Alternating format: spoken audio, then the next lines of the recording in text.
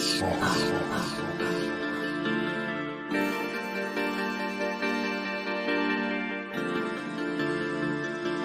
whole hood banging, banging, banging, banging, banging, banging, banging, banging. I remember when the ATL wasn't banging, now they banging, banging, banging, banging, banging, banging, banging, banging. Niggas throwing sets and them bullets start ringing, bitches banging, banging, banging, banging, banging, banging, banging, banging. I remember when the ATL wasn't banging, now they banging, banging, banging, banging, banging, banging, banging, banging. Niggas throwing sets and them bullets start ringing like bang, bang, oh, bang, bang, bitch, nigga, bang, bang, bang, bang, oh. I'm in the cool, smoking on weed like a Snoop, mad at the pop off a juice. I got the juice, fucking my enemies, like it or not, ain't no blocking the truth. I'm at the roof, with my AK like I'm Malcolm, I'm ready to cock in the shoe. This information is simple for niggas who dumb and don't really know how to compute. I ain't got problems with niggas who blood in the crib, but homie, I do know this. Young niggas figure to life and they wanna be in it, but really they don't know shit. I'm on that dolo shit, solo dolo bitch. Mentally I'm so sick, I got everything needed, I'm ready. If not, it is something my hoe go get. When will niggas learn this song? All my life I stood alone. Don't be joining cliques because you scared to fight and hold your own. Not one still fuck with me, I don't give a fuck what rappers don't. Niggas know I don't slick this. If I came at you, you be gone, bitch. I remember when the ATL wasn't banging, now they banging, banging, banging, banging, banging, banging, banging, banging. Niggas throwing sets and them bullets start ringing, bitches banging, banging, banging, banging, banging, banging, banging, banging. I remember when the ATL wasn't banging, now they banging, banging, banging, banging, banging, banging, banging, banging. Niggas throwing sets and them bullets start ringing like bang, bang, oh, bang, bang, this nigga bang, bang, oh, bang, bang, oh. 24/7 I'm smoking and drinking, bitch, I keep the fire, fire, fire. Really I wanna be sober, but I had to see the world high, high, high. Suckers don't know shit about the world, thinking they got a third eye. You can't tell a nigga shit by nothing, but when he get murdered, we cry. Shit is old. Some of you niggas saying that the leaders are following hoes. You got the blind trying to lead the blind. We in a position with nowhere to go. Throwing them gang signs, but some niggas abandon you after you go up the road. Get an interrogation with a dirty Harry, he gon' turn your friend into a foe. Why they been doing this shit to manipulate niggas for centuries? That's the fire. They know we came and it really exists and they set up another black messiah. That's that hustle over your head shit. Plot to kill you dead shit. Think about the matrix you envision for you fail, bitch. I remember when the ATL wasn't banging, now they banging, banging, banging, banging, banging, banging, banging, banging. Niggas throwing sets and them bullets start ringing, bitches banging, banging, banging, banging, banging, banging, banging, banging. I remember when the ATL wasn't banging, now they banging, banging, banging, banging, banging, banging, banging, banging. Niggas throwing sets and them bullets start ringing like bang, bang, oh, bang, bang, bitch, nigga bang, bang, oh, bang, bang, oh, bang, oh.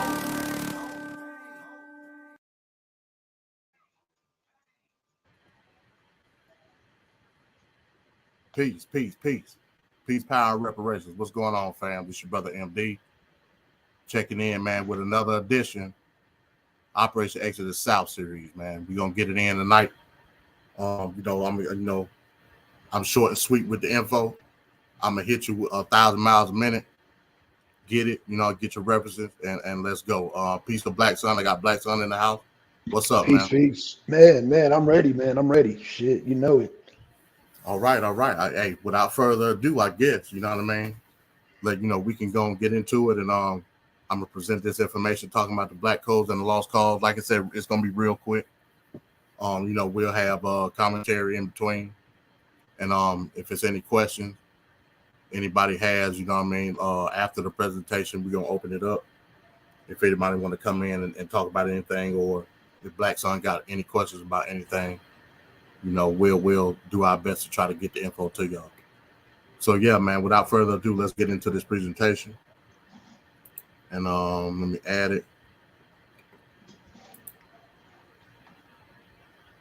So there we is, y'all. Operation Exodus South, Volume 3, Black Codes and the Lost Cause. So we're gonna be talking about the brief period in between Reconstruction, dealing with the Congress and how they felt about black codes and when the initiation of black codes happened. And we're going to talk about the ideology in itself of the lost cause, how it played a role into basically Southern ideology. So we're gonna get into that. Let me go to the slide here. All right, what were the Black Codes? After the Civil War and during the Reconstruction government of the South, Southern political conventions were held to put ex-Confederate political leaders back in power.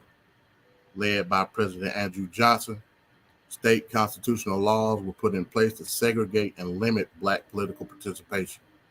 In 1866, all Black codes were repealed by the Reconstruction Act, but were reinstituted by the end of Reconstruction of 1877.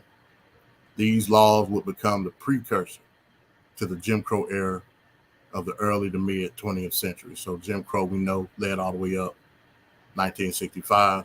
So we're dealing with a vast majority of history here when it comes to the initiation of Black codes, and which was inevitably the Jim Crow era in the Southern United States.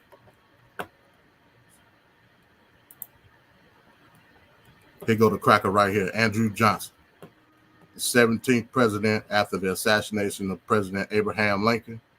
His main goal was to mend the broken union and incorporate policies that would appease the South that once had a large influence in government. Once sworn in as president, he used the period of recess of a mostly radical Republican Congress in March 1865 through January 1866 to pardon most of the Confederate criminals and permit a white-only Southern state government where even the former vice president of the Confederacy, Alexander Stephens, was elected as a Georgia into a Georgia House seat. So basically, what happened was when Congress adjourned in March 1865, he used that window to basically put the white Democrats back into power in the South. The reason he was doing that, because his ultimate goal was to, okay, what do I need to do to get the country back together? Despite what Reconstruction may look like for Black folks, that wasn't his position. His position was, what do I need to do to mend the broken institution of the United States and glue it back together as fast as possible? He saw a perfect opportunity to do it when Congress adjourned and went on to a recess until the next year. He used all that time to put in executive orders to put these white people that were even ex-Confederate generals and leading men, as well as in the Confederate Congress, into power back in the South, just so it can look as though, look, all I want to do is get the Union back together. If y'all want the South back from a political standpoint, y'all can have it. That, all my concern is getting the North and the South back on equal terms. So that's what he did, and he a bastard for it. But it was only that slight term, and we'll talk about that shortly. President Johnson's impeachment. In 1866, when Congress reconvened, they voted to establish the Reconstruction Act. That was the Reconstruction Act of 1866, but essentially boosted Reconstruction in the South, which was to reverse the wrongdoing of Andrew Johnson and put plans in place to form Southern government to give freedmen access to their freedom in the country. Ultimately, by February 1868, the U.S. House passed a motion to impeach Johnson under high crimes and misdemeanors, with a vote of 126 in favor of and 47 against. It would only took one more vote in favor in the Senate to go forth with the removal and the conviction. It was 35-19, but you needed 36 in order to approve the conviction. So had it been just one more vote, that would have been away with President Andrew Johnson, and I think the tides would have turned tremendously if he was convicted and removed from office at that time. Later on, we'll see the turn of events and how that all transpired. But I think this was a focal point in Reconstruction when it came to how everything went in the years to come. Obviously, there was a turn of events that didn't have nothing to do with what Johnson did, but it still would have been Reconstruction getting a head start if we had been able to get them out at that point in time. And stop me at any point in time, Black Son, if you got any questions about anything. Will do, definitely. Though technically black codes were only a snag within the process of Reconstruction, it would become the preamble to the eventual terror and political oppression that freedmen faced even into the 20th century. We know what that was. That was Jim Crow. Ulysses S. Grant. In 1868, Ulysses Grant, I put great, won election in a landslide to become president. He immediately began working on policies that protected the constitutional rights of formerly enslaved blacks, and in 1870 signed the 15th Amendment, which guaranteed voting rights to all men, despite their race. So when people, and I wanted to stop right there because one of the talking points I hear a lot of people use is that they had to give amendments specifically for us to write us in. That means that we don't have any stock in the Constitution. The way the Constitution was written, it was never written specifically for a group of people. U.S. government don't work that way. The way the 15th Amendment is written based off the suffrage of men, despite what they look like. It never said 15th Amendment we are allowing black people to vote. It's not written that way. You know what I mean? It's written to give more emphasis on the freedoms that you have, despite any I guess you would say social inequities that others may see, whether it be race, religion, color, creed, whatever. You know what I mean? So the way the Constitution is written, again, it specifies the right. It doesn't specify the people in any amendment in the Constitution. And I think that's what's great about it. But in any event, with the help of a majority Republican Congress, the first Force Acts were passed to stop voter suppression by federalizing national elections and using the military to stop voter intimidation. So basically what the Force Acts did, the Force Acts basically ensured that national elections were being counted justly. It wasn't allowing the states to do any work in terms of national elections anymore. At that time, the states were handling each state was handling its own individual electorate, and then everybody basically compiled all the counts, and that was your national election.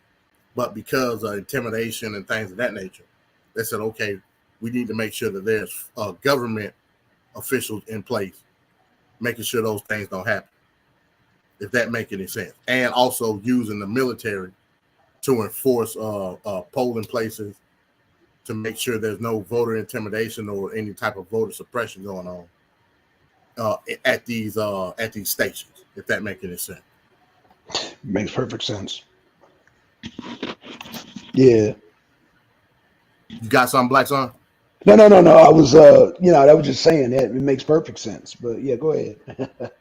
Okay, no doubt. All right, the Panic of 1873.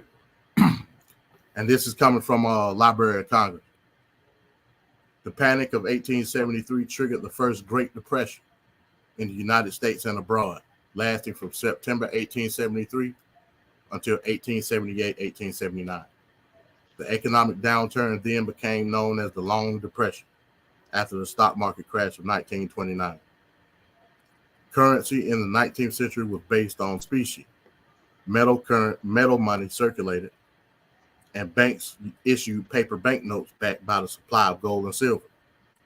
In the United States, this system began breaking down in the face of finance in the Civil War.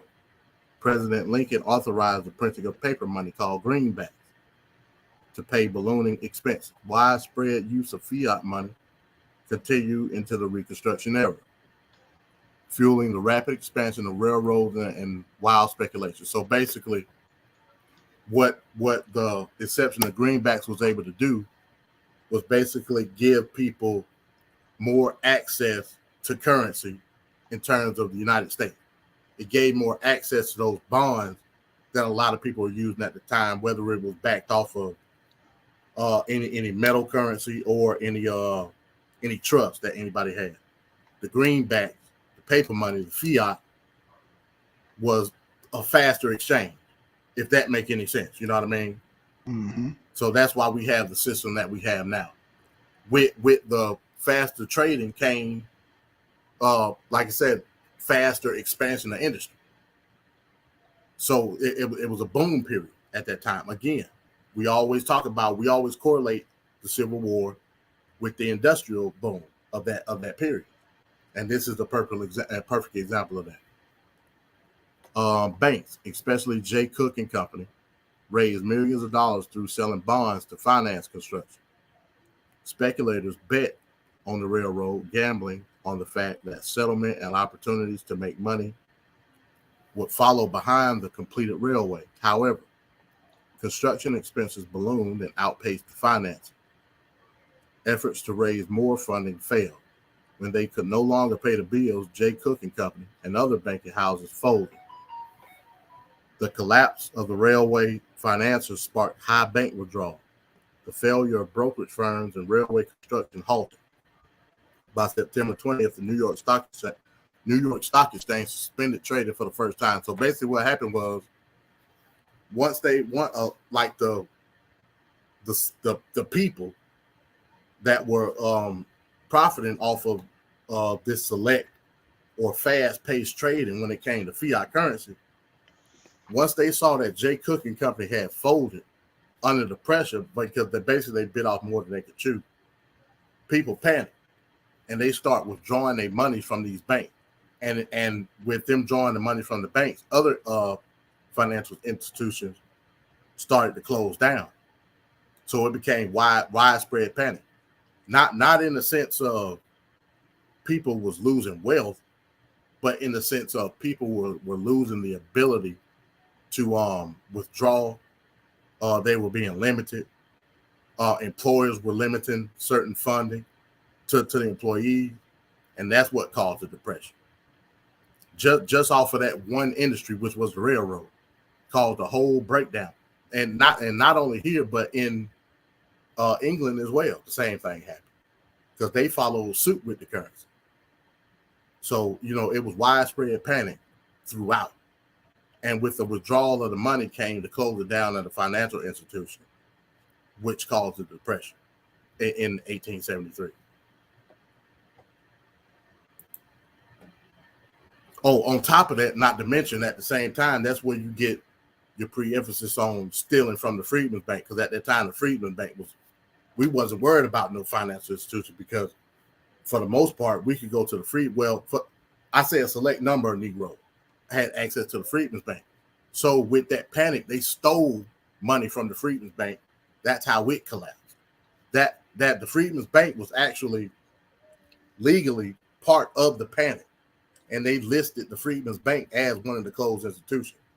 But we know that it didn't close due to mass withdrawal. It closed due to stealing. But that's another topic all in itself. So the Compromise of 1877. With the ongoing financial crisis, President Grant shifted his focus to the economic situation and steered away from the Reconstruction efforts in the South. As economic instability grew, so did political tension between Southern Democrats and Republicans. During the presidential election of 1876, between Democrat Samuel Tilden and Republican Rutherford B. Hayes, many Southern supporters of Tilden were threatening another civil war if Tilden wasn't elected, using the slogan "Tilden or Blood." Many conflicts arose between Union soldiers and Southern Confederate sympathizers. Inevitably, a compromise was met that saw Tilden concede defeat in exchange for the removal of Union troops out of the Southern territory that led to the inception of Jim Crow. So basically what happened, in the midst of the financial crisis here in the United States, tensions started to rise back in the South because their industry, which was basically in the form of agriculture, dwindled heavily under the pressures of the industrial complex that was going on in the north, mainly North and Midwest. So they were hurting even worse. Tilden had a plan to essentially bring back the black codes, and you know that was going to help mend some of the pressure that they had from an economic standpoint on the rest of the white people that was down there. So basically, you know, people were to the point where like, hey, look, I don't know how you're gonna win. You're a Democrat. Right now, we got Republicans from the north running, not only Republicans from the north, but black folks running the South. On top of that, you still got your union legislators. It's no way you can win. So if it's a point where that they felt like they were cheated. So they felt like if we're not going to get Tilden in, look, we just gonna go back to war and concede again. Might as well, you know what I mean? So the compromise was, okay, hey, look, clearly Rutherford B. Hayes is gonna win, but we're willing to compromise and basically end Reconstruction and give y'all back state power in the South. And that's how we got Jim Crow and the years that led up to eventually what we now know. That's how Jim Crow started. The Lost Cause. And this is from the Encyclopedia of Virginia, The Lost Cause. The Lost Cause is an interpretation of the American Civil War from 1861 to 1865 that seeks to present the war from a perspective of Confederates and in the best possible terms. Developed by white Southerners, many of them former Confederate generals, in a post-war climate of economic, racial, and social uncertainty, the Lost Cause created and romanticized the Old South and the Confederate war effort, often distorting history in the process. For this reason, many historians have labeled the Lost Cause a myth or a legend. It is an important example of public memory, one in which nostalgia for the Confederate past is accompanied by a collective forgetting of the horrors of slavery, providing a sense of relief to white Southerners who feared being dishonored by defeat.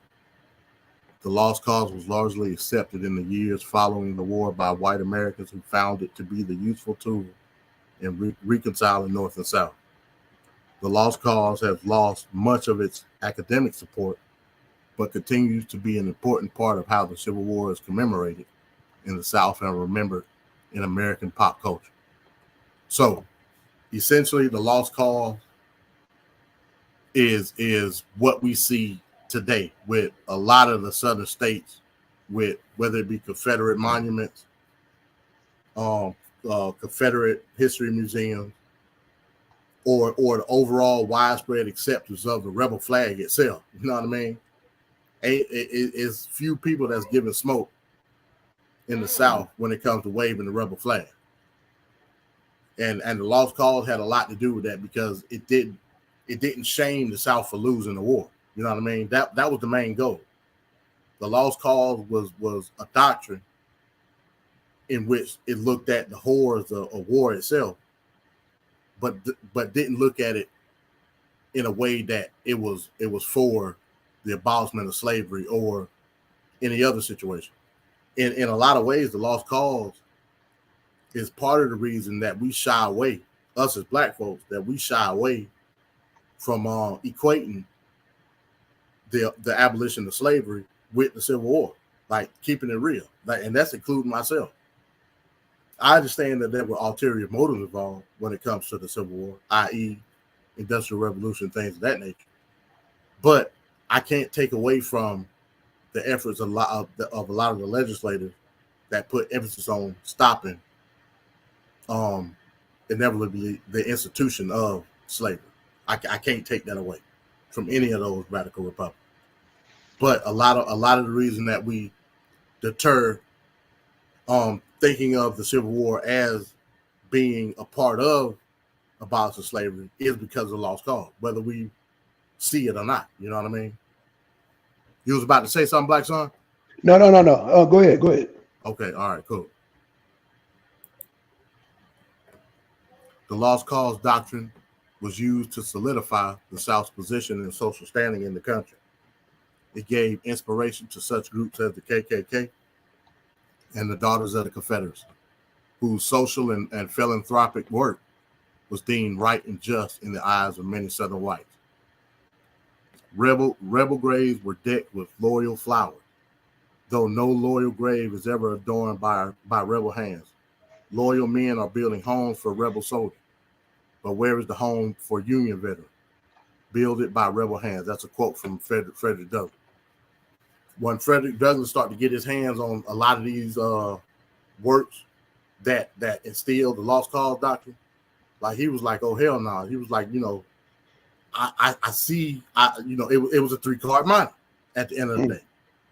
I see what y'all trying to do. Yeah, like y'all are trying to show sympathy with the rebels and shine away from the efforts of the freedmen in terms of any type of social standard. Like Frederick Douglass saw it. Like he was like, yeah, it's a 3-card money. Like, what are y'all doing? You know what I mean? Y'all doing all this appeasement to the rebels, but just as many Union soldiers died. You know what I mean? So what are we talking about? That was part of the lost cause doctrine. With such publications as the Richmond Examiner and the Southern Opinion, political rhetoric was able to be administered not only to Southern whites but Northerners who were indifferent to the war and the idea itself. It gave way to the acceptance nationwide to Confederate monuments and an overall look at the violence of war in the eyes of their white counterpart, taking away the stain of slavery and oppression. So the ultimate goal of the lost cause was to look at the violence, look at the horror of white folks killing white folks at the end of the day. You know what I mean? Look at the lives that were lost off of the Civil War, brother versus brother. You know what I mean? Not putting any emphasis on slavery. The hell with that. Let's focus on how we can heal emotionally white man to white man. You know, if we go back to the picture, and I'll go back to it here. If we go back, yeah, there you go. If we go back to the picture here, that's what this picture is about. This was in one of the publications that was promoting lost cause. You got the KKK man on the right, and you got the White League, which was like a formulation of different ideological groups coming together politically for the white people, and a lot of them was based in the North. So it was like, like we brothers at the end of the day. Let's come together as one, and let's move forward as a nation. That was the emphasis of the lost cause. And then you see up under, you got the black, like they like what the they in fifth. That's what it was about. It was about downplaying any type of black improvement, any type of black social or political improvement, and uplifting whiteness in terms of Democrat versus Republican or North versus South. That was the ultimate goal of lost cause, and it played a huge role in a lot of the compromises and in a lot of the agreements that came forth that led up to Jim Crow and the Black Code. I'm talking about like right after the Civil War, right after Appomattox, they immediately start compiling a doctrine to try to get to that point. The 6 tenets of the lost cause. And in the background, anybody who's from Georgia know that's Stone Mountain. Just to give you a backstory, Stone Mountain, the carving on Stone Mountain is considered the largest Confederate monument in the nation. It's the largest. Facts. And it was commissioned by the Daughters of the Confederacy. They raised money to basically have this etched in the face of Stone Mountain. You know what I mean? Stone Mountain is a geographical like marvel, and they defamed it with three crackers that were against the United States at the end of the day. You know what I'm saying? that lets you know how deeply rooted the lost cause doctrine was in the South. So the 6 tenets of the lost cause: succession, not slavery, caused the Civil War. That's the first tenet. Second tenet: African Americans were faithful slaves, loyal to their masters and the Confederate cause, and unprepared for the responsibilities of freedom. That's the second tenet of the lost cause. Third tenet of the lost cause: the Confederacy was defeated militarily only because of the Union's overwhelming advantages in men and resources. So basically, the only reason the North won because they had more people than the South did. The fourth tenet: Confederate soldiers were heroic and saintly. The fifth tenet: the most heroic and saintly of all Confederates, perhaps of all Americans, was Robert E. Lee. So in the lost cause doctrine, Robert E. Lee is Jesus, basically. Oh God. You know what I mean? Yep. The sixth tenet: Southern women were loyal to the Confederate cause and sanctified by the sacrifice of their loved one. So basically, the sixth tenet, the Southern women was holding it down in the South while they was fighting. So we must revere, the Southern Belle for holding the fort down while everybody was off, warring it out with the North.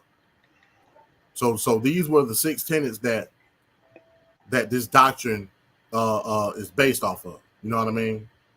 And this is what they go by when they spewed the rhetoric when it came to the lost cause, whether it was, like I said, in the publications, whether it was legislatively, in any situation, these 6 tenets were the face of the lost cause, and they stood by it. With the ending of Reconstruction and the mainstream acceptance of the lost cause doctrine, the ushering in of Jim Crow, and the full-out assault on freedmen from a political, economic, and social level was in full gear all the way into the 1960s, giving a new look to the struggle, which sprung different ideological thought in the Black community. So, with that being said, Volume 4, Operation Exodus South, Jim Crow and Civil Rights. We're going to dive into Jim Crow era. We're going to dive into how it affected us, not only physically, with us being murdered, maimed, and that sort of thing, but how it affected us politically. Definitely how it affected us financially with the onset of redlining and things of that nature, and how segregation ultimately, when we look at it in the eyes of the social standing that we had in these different places in the South, greatly affected our potential in wealth. Though we may have been straight living on our own, that's cool, but our potential that we could have had based off of the things that happened prior was greatly affected through Jim Crow, and inevitably the fight turned into civil rights. So we're going to dive deep into that on the next volume of OES, and we're going to look at it and take it from there. So that's my presentation. I appreciate y'all. Any information that y'all want to go back and look at, if anybody got any questions, I'm going to put the link in the chat. Make sure, let me get it here.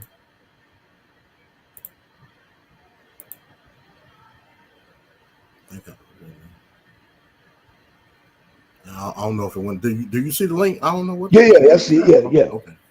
All right. Yeah, put the link in the chat, and with that, we're gonna have a discussion about everything. Like I said, Black Son, what you think about the presentation? Like what points did you saw that you want me to put any emphasis on, and we can go from there. Just the part, that really rang out when you said that it was not, the Constitution wasn't made for any specific race. I wanted you to kind of elaborate on that a little bit more, because there's a conception that it was made specifically for a particular race. No, the signing in of the amendment was based off the considerations of us. Yeah, ain't nobody gonna deny that. But the way Okay. it's written, so I'll tell you what, let's not talk about it. Let's be about it. Let's pull up the 15th Amendment. Give me a second. Okay. We can pull it up and read it verbatim and let it speak for itself. Okay.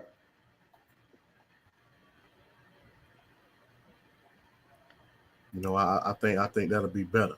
You know what I'm saying?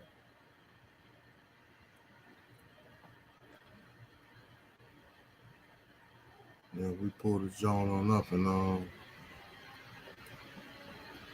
let me get a word for word listing. Let me get a word for word listing of it, so I ain't giving no interpretation. You know what I mean? Okay. Fair enough.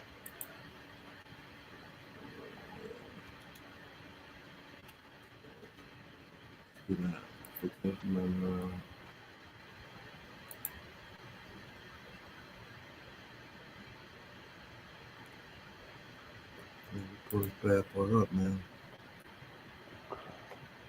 Let's see. I ain't worried about the subsections. I want to get into the actual amendment itself.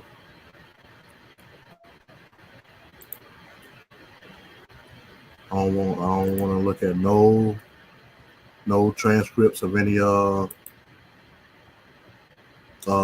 congressional commentary. I want word for word. Right. Yes, sir. Exactly what it say. You know what I mean? Then that way, let's get the commentary. I don't want the commentary. I just want that particular subsection. That's all I want. It's giving me everything else but the actual subsection. Okay, bet. All right. So I'll present.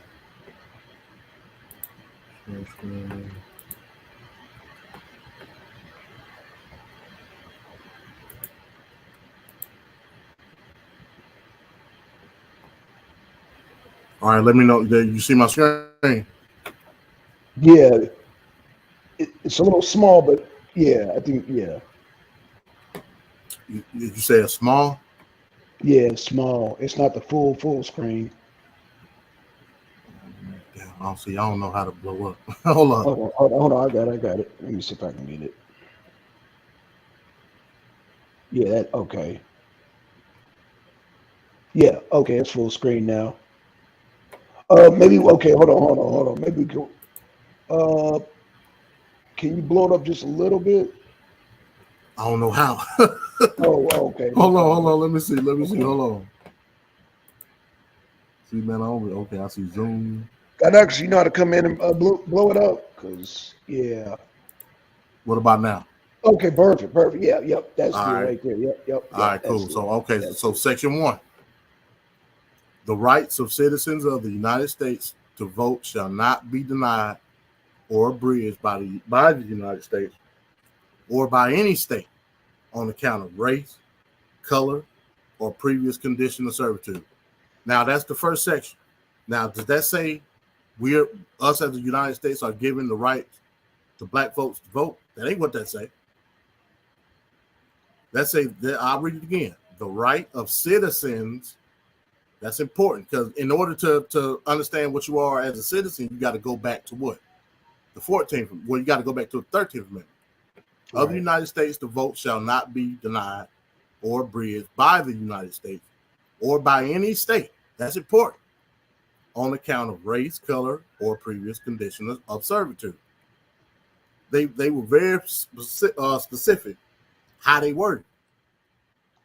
Or previous condition of servitude, i.e. slave. You know what I'm saying? Yep. Section 2, the Congress shall have the power to enforce this article by appropriate legislation. So You know, that particular section in the 15th Amendment does not say anything about us granting the United States granting black people the right to vote at that particular time. That's not how it's written. You know what I'm saying? They written it. They written it a specific way. First, to let you know what a citizen was. Secondly, to let you know that that citizen has the right to vote, and you can't base that off of race, color, or previous condition of servitude.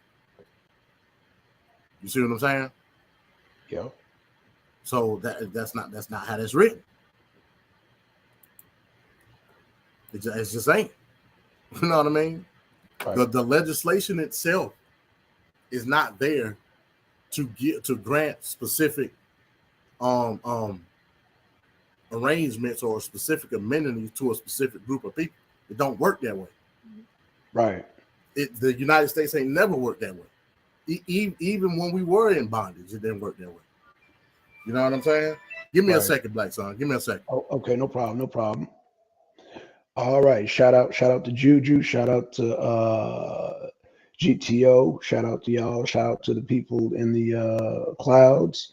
Yeah, man, I love these. I love these presentations because we can document it right here and always go back and refer to it. So these series are just like a quick reference library, a video library to always go back and refer to, because a lot of people on YouTube they're really not breaking it down, and they go based on what they heard from another person and that person, and basically this is the first breakdown that I've seen myself, and yeah, we're going through it. So yeah, this is good right here.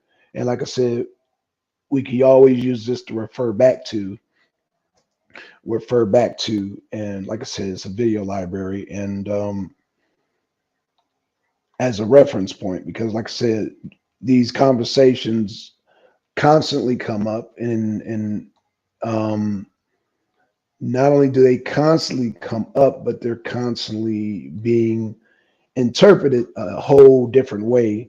So here you guys have it, that you guys be able to interpret it straight from what is written, as opposed to getting a person's watered down version of what's being said. So yeah, I do appreciate this a whole lot, because a lot of times we get things reinterpreted based on a person's opinion, based on how their emotions, on how they feel about a certain thing, and you may not get that definition, what I like to call unmolested, untampered with. This is basically um, unmolested material right here. So you get it straight, uh, unabridged, unmessed with, unfiltered by somebody who basically has even ulterior motives or different agendas. You get it straight here. So yeah. So yeah, as we wait on let me drop the link just in case somebody want to join in on the comment. Oh shit, hold on. Hold on one second, y'all. Let me send an invite. Uh-oh, did I miss? Uh-oh.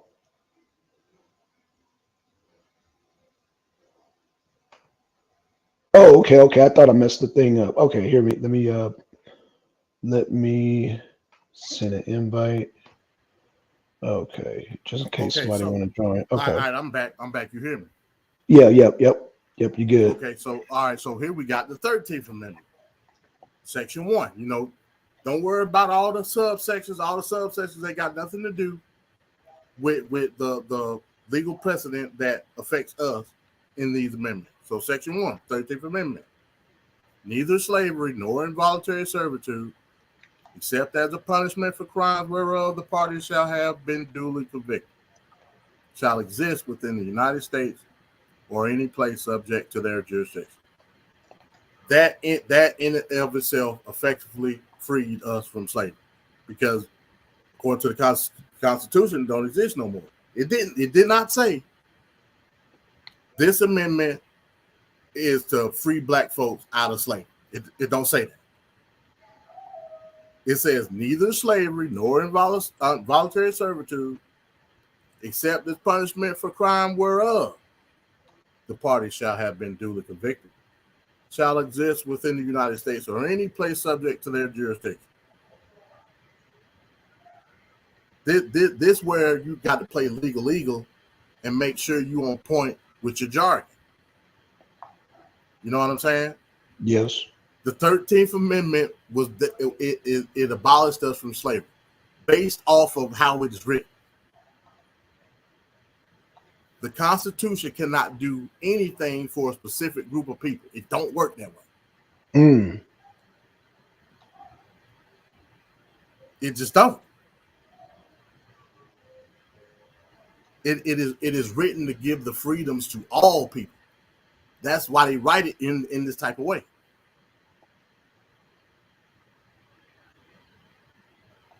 So it's telling you that slavery is unconstitutional. That's what it's telling you. Facts. It's not telling you black folks being a slave is unconstitutional. It don't say that. It says slavery, period, is unconstitutional. Mm-hmm. So by default, the abolishment of slavery had to exist. And that's that's all we be talking about when we try to explain like what the Constitution is and how it equates to your freedom in the country. So layman's term, based on the Constitution, slavery had to be abolished. No choice. There you go. No choice. There you go. You know what I mean? Now we would be dumbasses and we would be disingenuous if we were to say that these amendments weren't placed based off the harm that were affecting us as a people. That'll be dumb. But what I'm telling you is they made it to where you can't look at any situation and try to put it on the onus of slavery at any point in time ever again. Despite what the person looked like, despite what affiliation the person had. You know what I'm saying? And that's all we talk about when we bring up these different amendments within the Constitution. You know what I'm saying? That's right. But it's important to see how certain situations or certain compromises to try to give the impression that it was all about connecting the North back to the South, how it affected us directly. You know what I'm saying? Right. That's right. Because inevitably the states are the ones governing themselves within the nation. But we clearly just read in the 15th Amendment that you can't suppress a man's vote despite his race, gender, or whatever. Well, not gender, but race, creed, color, whatever. And not only federally, but in any state. We just read it. Mm-hmm. So we have to understand what the fight was from a civil level that led up to the civil rights movement. Like I said, I understand what the civil rights movement was for. Me personally, I believe that shouldn't have been the priority of the fight. The priority of the fight should have been making us whole in terms of the situation after Reconstruction. Then we could have worked on everything else. I get it though. At the end of the day, we still got to live, we still got to eat, we still got to work.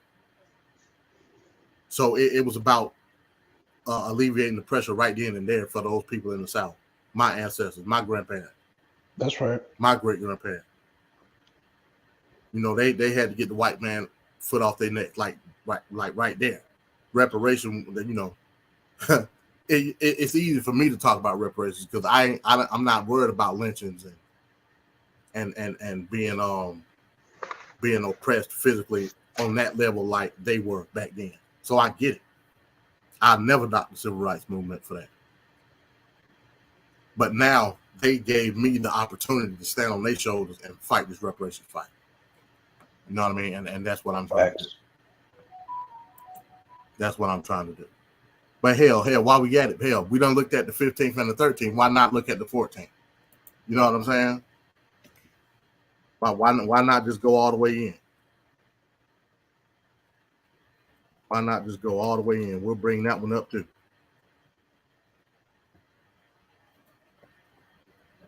We're bringing that one up too. Why not? All right, tempo. Let's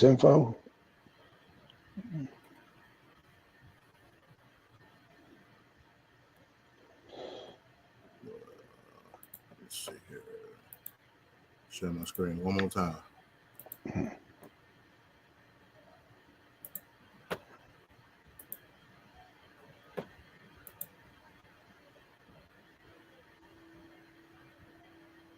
Boom. 14th Amendment, Section 1. All persons born or naturalized in the United States and subject to the jurisdiction thereof are citizens of the United States and of the state wherein they reside. No state shall make or enforce any law which shall abridge the privileges or immunities of citizens of the United States, nor shall any state deprive any person of life, liberty, or property without due process of law, nor deny to any person within its jurisdiction the equal protection of the law. This is what made my ancestors citizens. It don't say 14th Amendment states that all black people are now citizens of the United States. It don't say that. You know what I'm saying? Right. It just don't. It says all persons born and naturalized in the United States. I mean, it's clear as day. I don't, but see, you know, I feel like people, they really haven't read that, MD, and they've always heard from another person that's heard from another person that's heard from another person who hasn't even read this. Yeah. I think that's what we're dealing with at the end of the day. You know, you were on the phone when I had said that, yeah, a lot of times people are giving interpretations of something based out of emotion, anger, and they haven't even interpreted it correctly. They most likely are saying something that they heard from somebody else who hasn't read it either. Would you say that's a correct assessment? I mean, yeah, for the most part, no doubt. And a lot of these people, they I think they interpret it just fine. They just try to skew it or see the negative and base it off of something that's irrelevant to the topic or irrelevant to the conversation in terms of how we look at ourselves in the country. You know what I mean? Right. I think a lot of it has to do with that. But it don't take away from the legal definition, and that's what I'm saying. Right. Absolutely. You know what I mean? It, you know, like I said, you can babble on and ramble on about how you feel about it all day. It's not ever going to take away anything in regards to the sections themselves, and they can't be redacted. You know what I'm saying? Right. And, you know, they can't be edited. Like it's the Constitution. You know what I mean? Right. Absolutely. So I mean, I don't know. You know, when it comes to certain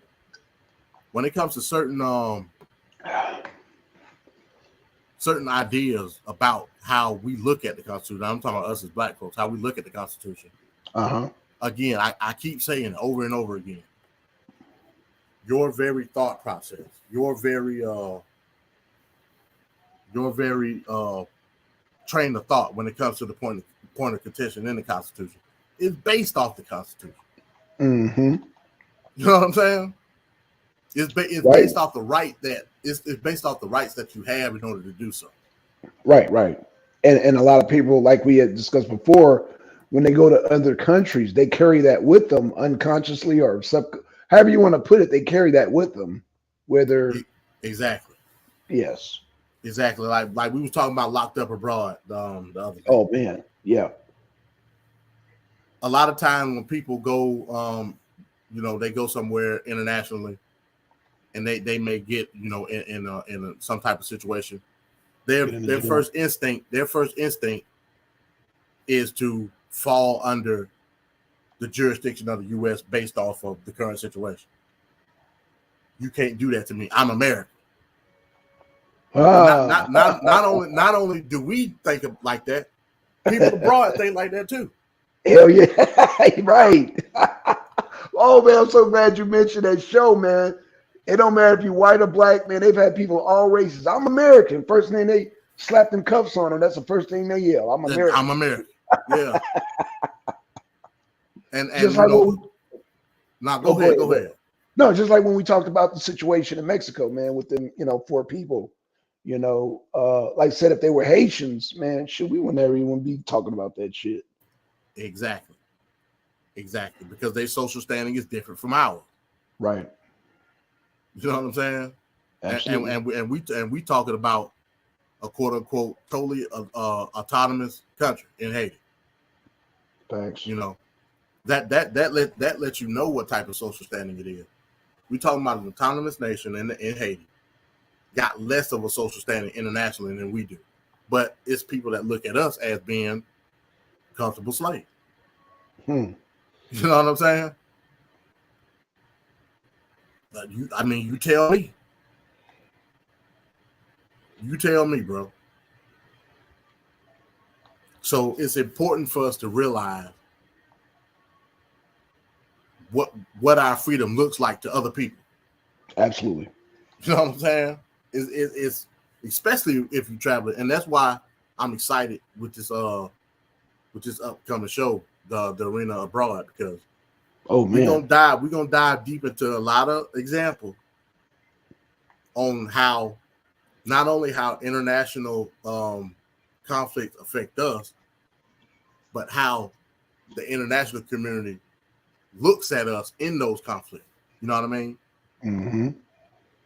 We got some exciting stuff. Like I said, Arena Abroad and Arena this week, where we're gonna be focusing on some of these political topics that most definitely affect us in terms of us as a community. But yeah, so going back to this topic, I don't think a lot of people knew about. First of all, I don't think a lot of people knew about Lost Cause.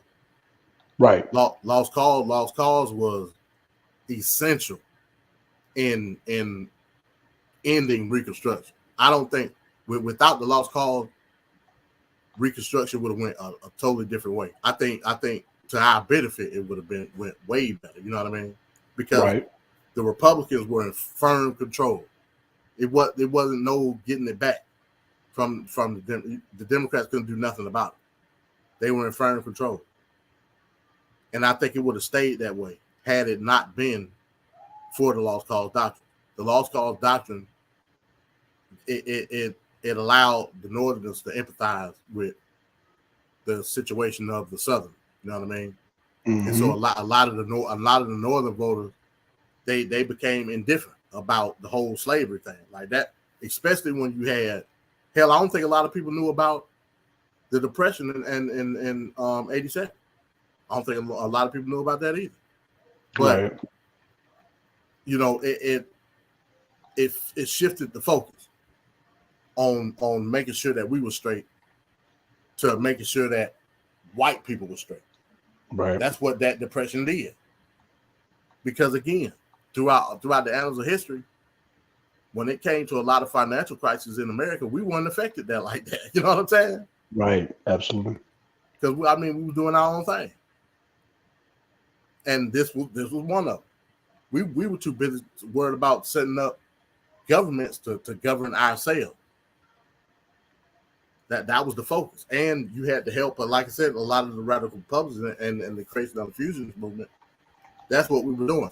Even with the fusionist movement, when the crisis came about, you had a lot of fusionists turning their back on black folk. You know what I mean? Like I said, I always go back to that example of New York with LaGuardia. Like LaGuardia said, "The hell with these black folk. You know what I'm saying? Like we got stuff going on up here. And he's looked at as a beacon of financial improvement. You know, to on to this day, LaGuardia Airport. You know what I'm saying? Mm-hmm. But he was a fusionist. So, you know, again, that you saw the shift going into the crisis in 87 and how it basically put the shadow on us politically. And that's what led inevitably to Jim Crow. And a vast majority of the wealth in the black community was lost during the crisis. Because, again, like I said in the presentation, when they listed the financial institutions that were lost, they listed the Freedmen's Bank as one of those financial institutions. What like, we didn't take no money out. They stole that money from us. Stole it, yeah. They straight stole it and then listed it as bankrupt. You know what I'm saying? So Ian was stealing with the money. Ian, you stole a lot of funding that a lot of the Freedmen schools was getting. Yeah. You stole the funding that was going into a lot of our political campaign. Right. Agriculture, all of that. All that shit. Yeah. All of it. That's funds that's lost. That's part of the claim of reparation. Yep. Like I said, I can always tie it into reparations at the end of the day. But if you don't know what the hell you're looking at, if you don't know where to go, if you don't know where the information is at, it's going to be hard pressed for you to put in that claim. Right. You know, i.e., that's why I'm doing the OES series. You know what I mean? It's not for me per se. It's for people that may not know this information. You know what I mean? Right. So at the end of the day, like, you know, it's fun for me going back and researching a lot of the stuff, and it's fun for me getting the interaction to a lot of people that didn't know. You know what I mean? That's right. So that's where we at with it. But again, now we're going into a more modern sense, because on the next episode we're gonna start talking about what Jim Crow was. Like we say Jim Crow all day, but my goal is to identify the certain aspects of Jim Crow, and then put a monetary amount onto the different aspects of Jim Crow, right, and how it affected us on that level. That's another claim of reparation. It's all about compiling the information. You know what I mean? So I'm gonna go into that. Then I'm gonna go into how civil rights gave us basically the green light to even start having these conversations. That's right. You know what I mean? Like I said, a lot of people downplay civil rights. For a lot of the time, I used to downplay civil rights, not knowing that civil rights was important to give us an outlook to see where we needed to go. Like it was never meant to be a finish line. It was never meant to be like the goal. Right. You know what I'm saying? And my goal is on the next one, I'm gonna focus on that. I'm gonna focus on some of the players in civil rights and how they view economic stability for us as a people. That's right. I'm gonna go into that. But yeah, man, this was dope, man. Like I said, it was dope. Like I want to hit like these presentations. I just want to hit them, boom, and then we'll have discussion on it, and then go on to the next. Like I don't want them to be too long.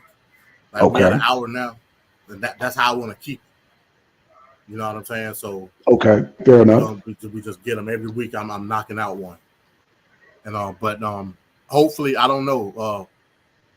I'll get with Black Sun with it. Hopefully next week we're gonna start these news shows, and that's just gonna be another aspect of all of this. And yeah, we're gonna get it in going from there, man. Like I said, I love it too, man.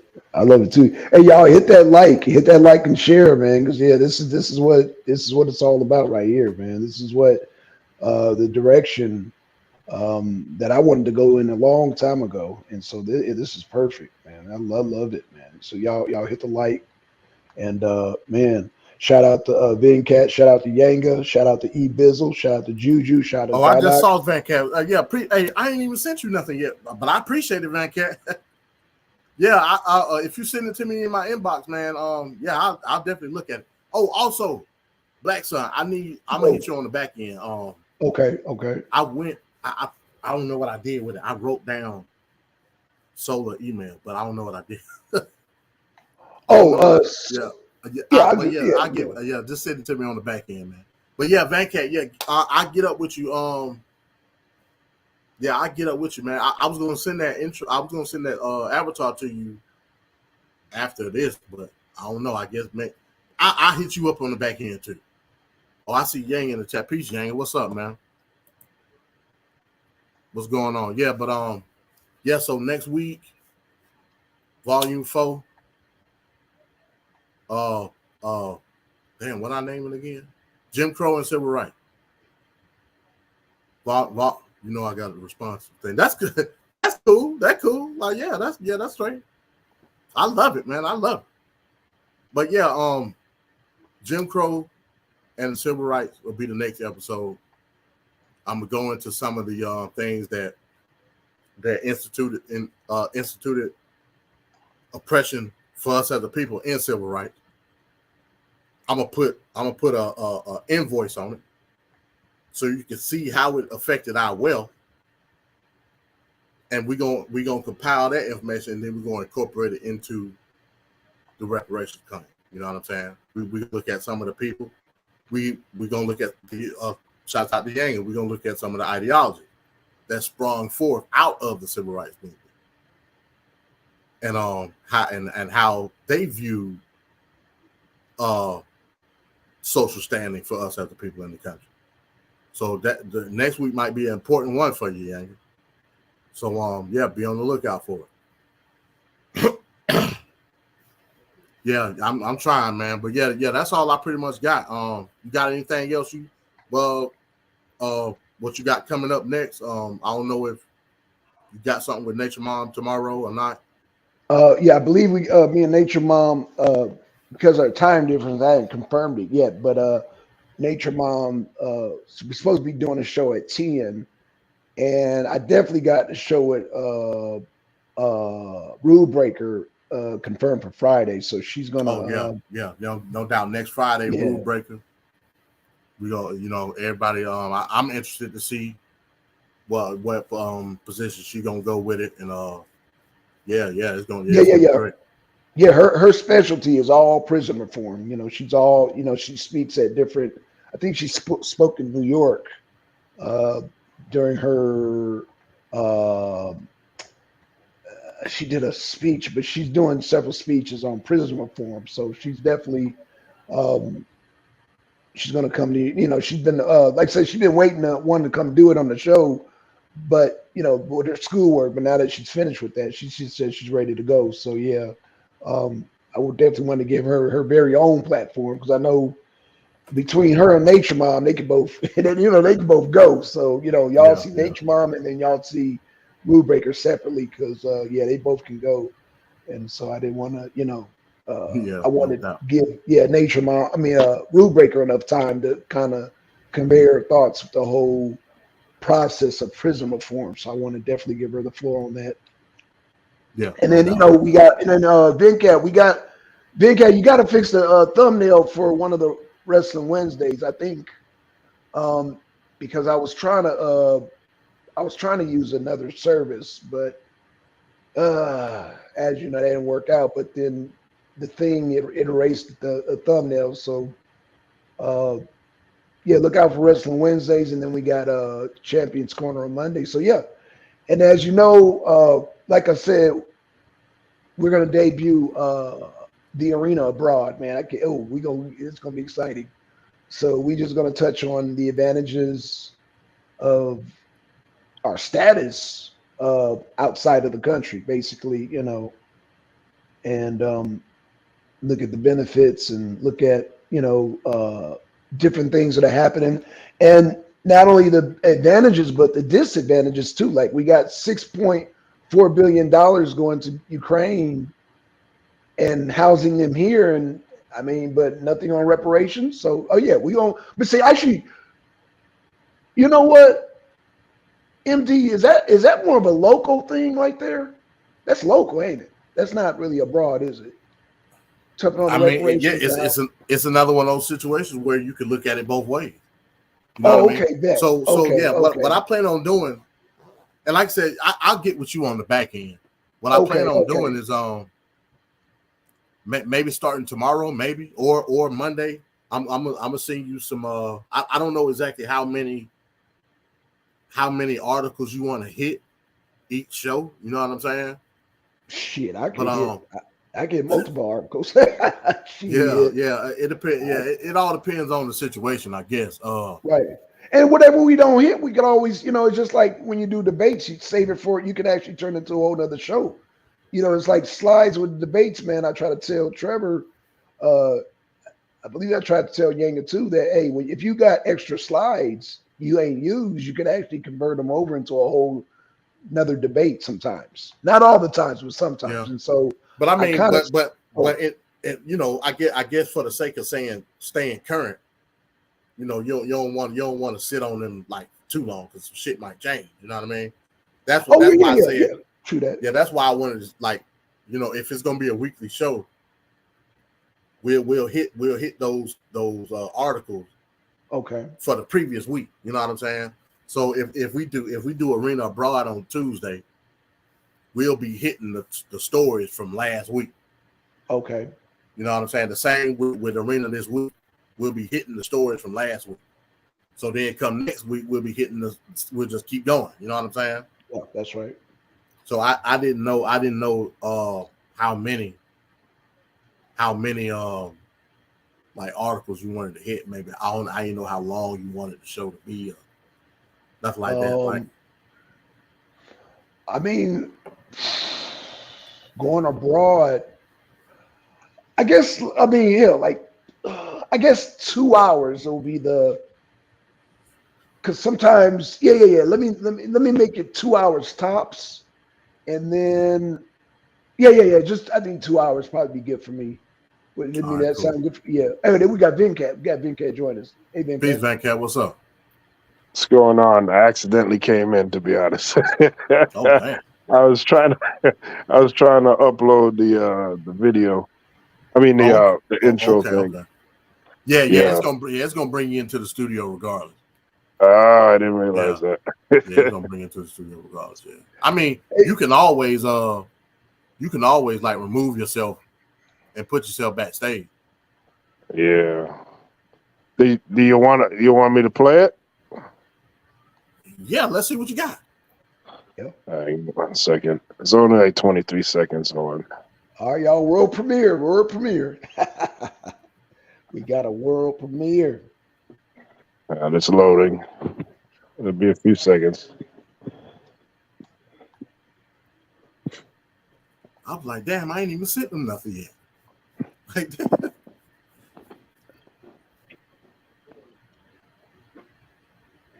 Yeah, because my avatar is linked to my Google, and I'll have to like get it out of, you know what I mean? Like I don't have it like as a saved image or nothing. Yeah. Well, since you're here, Venkat, what you got lined up for Wrestling Wednesdays? Wrestling Wednesdays is gonna be keeping it real, and we'll just like look at some footage of like some injuries that happen in wrestling. Okay. Some crazy injuries that happen in wrestling, and that's gonna be brutal. That's gonna be brutal. Yeah. And then like other topics. Okay. What's that? I'm already thinking about Sid Vicious' leg. No, of course. I know. I seen that live, man. That was crazy. Yeah, no, I also hinted the last show that we should also cover like maybe Owen Hart. What happened with him? Shit. Yeah. So that's gonna be a good show. Hell yeah. Yeah. No doubt. Damn, that's gonna be good. Yeah, that's gonna be a good. Oh, and I saw the message afterwards that you sent to me about the thumbnails. I have to go look for them. That's why I haven't been able to get it back to you yet. But okay. Yeah, because I was trying to switch over to some other thing, man. But I was like, man, fuck it. Because I know we're all used to we're used to the thing. And then I had to retrieve the account because I'm actually grandfathered in with a lot of stuff, like allowing more people to come on here. They took that away now from so if you join now, StreamYard, you don't Yeah. get that. Yeah, you gotta pay like more money just for 4 people. I'm like, oh shit. So Oh I had wow. man, You better hold on to that account. Oh yeah, no, I'm holding on, man, because I'm like, damn, I didn't realize they changed that shit quick like that. So Wow. man, I had to call customer service and everything, man, and they had to retrieve my account. I had to I had to give them all this information for them to retrieve it, man, and it took a good 20 minutes, man, but they got it back, and I said, okay, cool. So when they reloaded it, it got everything else was there except for the thumbnail. So I was like, okay, let me hit up VinCat, man, let them know what time it is. So Okay. yeah.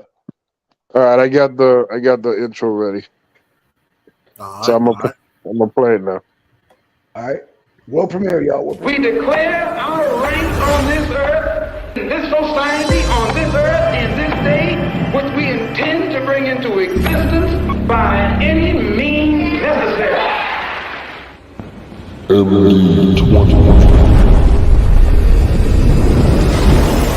Smoke got to be given in the Thunderdome. Oh, that's nice. I'll take it, man. I'll take it. Ooh, I like it. Oh shit. I will World take premiere, it. y'all. World Yeah. premiere. Hey, can we get an outro with that, VinCat? Damn. A what? Outro with that too? Or no. Yeah, no, I have to work on it. I have to work on Okay, no problem, man. No problem. Damn, that's fire. That's fire. Damn. Hey, yeah. Hey, with that, man, I ain't got nothing else, man. Like I said, great show. I'm glad everybody was able to get that information on that. Be on the lookout next week, next show, Volume 4, Jim Crow and Civil Rights. Anything else you got, Black Son?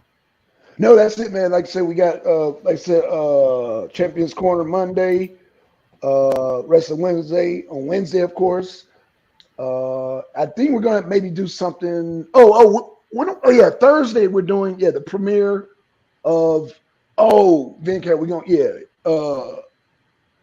the Arena Abroad. So basically, we're gonna do international shows. If y'all recognize the show Locked Up Abroad, we do an Arena Abroad. So that's gonna be on Thursdays.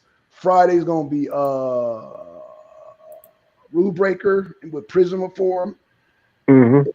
Saturday we're gonna have MD do another presentation, and then Sundays we got Nature Mom at 10 a.m. So yeah, man, let's do it, y'all. That'll be the lineup. Yeah, That's no good. doubt, man. Yeah, we got the week. We got the week locked and it's cocked and locked, man. Ready to go. Yes, You know sir. what I'm saying? Yeah, ready to go. Yep.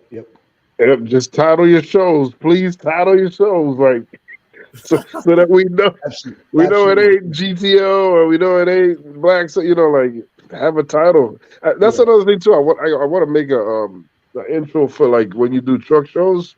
Like Yeah. I've been thinking about that for a while, but I have Okay. so much things I'm doing because I'm also doing stuff with Trevor and stuff. So as I get inspiration, that's when I do it. So I thought of something, and I just do it right then and there. So Okay. No doubt. yeah. No doubt. Well, man, yeah, with that, man, peace to you, VinCat, man. I appreciate you rolling through, man. I appreciate you blessing me with that. All right, Bro, like, anytime. yeah, you're a beast with it, man. And it be so nonchalant. Like, I'm like, damn, I ain't even sent you nothing yet. But hey, I'll take it, bro. I'll take it. You know what I mean? I appreciate Black Sun, man, being the wingman, and being on color commentary, man. And bro, like I said, OES ain't gonna stop, man. We banging on this information. Absolutely. And that's what we doing. So peace out to everybody in the chat. I appreciate y'all for coming through. I appreciate Yanga. I appreciate you, GTO. Appreciate Juju. I know she slid through real quick. E Bizzle, man, I appreciate you. I appreciate everybody, man, for taking a look at the information and maybe I blessed you with something you ain't know. You know what I mean? take it, Yes, take it and definitely. pass it on, man. You know, don't put the light in a bucket. Let it shine. You know what I'm saying? And with that, I'm gonna say peace, y'all. Peace.